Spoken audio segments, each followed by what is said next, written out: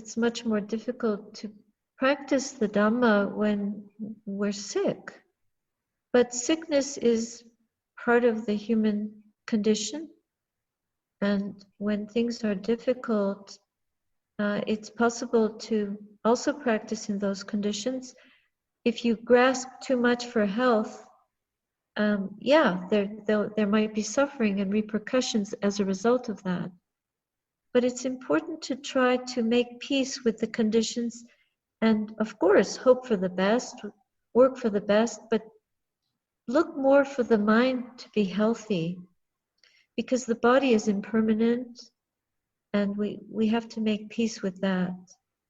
That as we get older, we get sick, we lose functioning, we lose our strength, we lose our faculties little by little, and that's nature.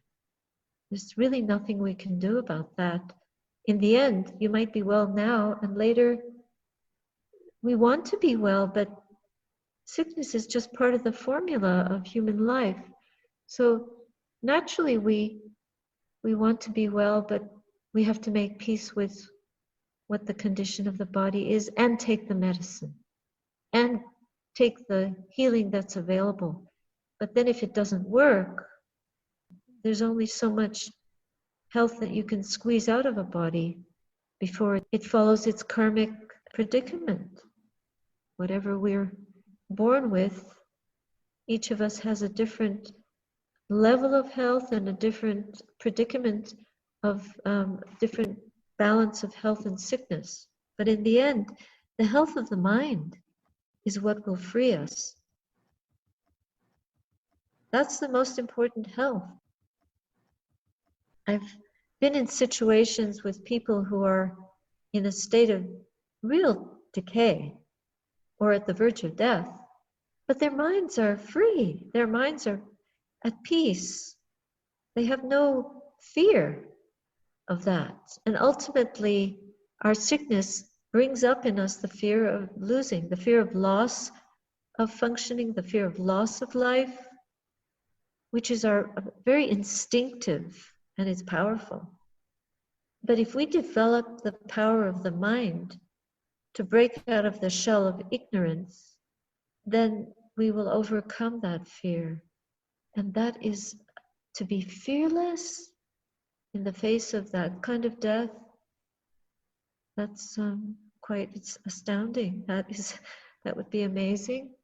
And that's what the Buddha is trying to teach us, to care for the mind, care for the health of the mind, to bring the mind to peace unconditionally, regardless of what kind of health we have or don't have. Look at Terry Fox. I like to come back to Terry Fox from time to time.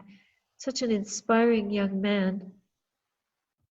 In the middle of his cancer, he was running on one foot across Canada to raise money for other people who might have the cancer he had, so they wouldn't have to suffer what he suffered. It takes so much courage, but we can do much more than we think we can. And following this Dhamma and discipline and fathoming, understanding the truth of our nature is a way of releasing us from our ideas about and our feeling of our rights to be healthy or to get health, when that actually has nothing to do with our ability to free the heart from the pain of losing everything, even life.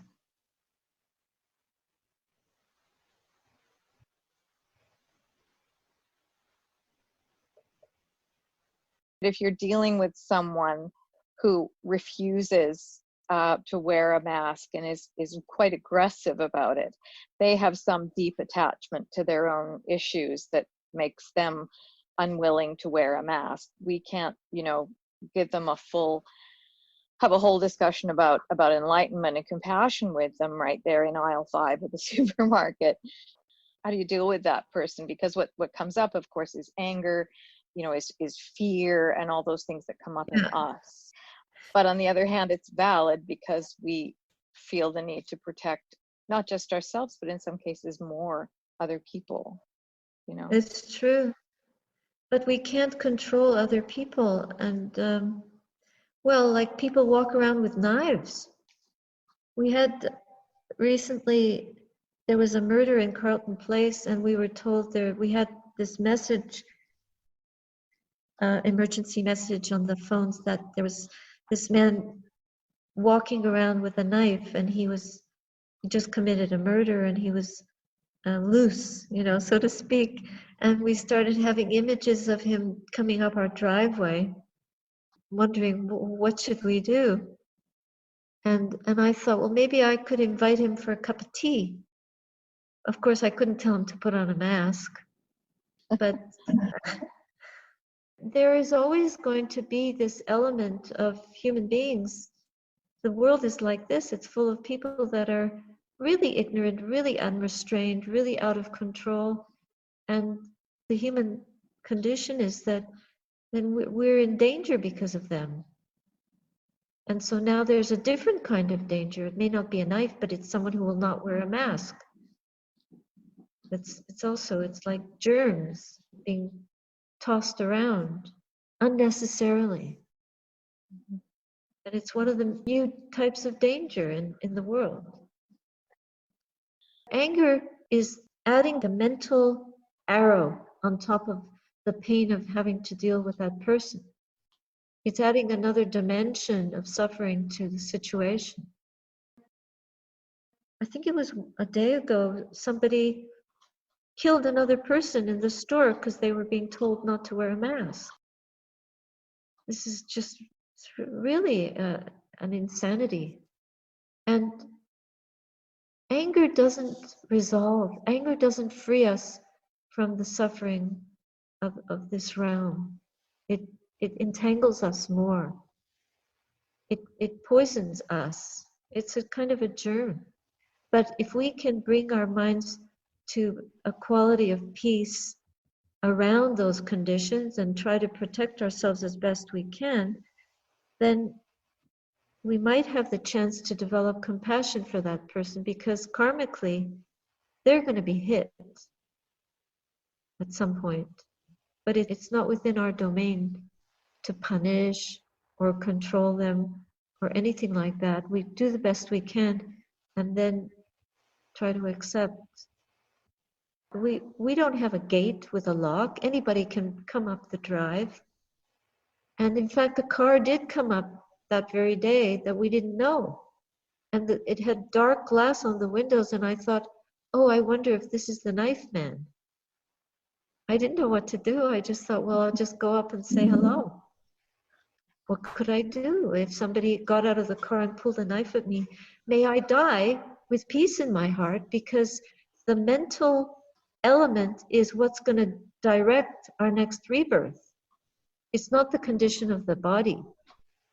So if I can die with a peaceful heart, a compassionate heart, I'll be in a much better shape than if I die trying to hurt somebody or in a violent way. Thank you.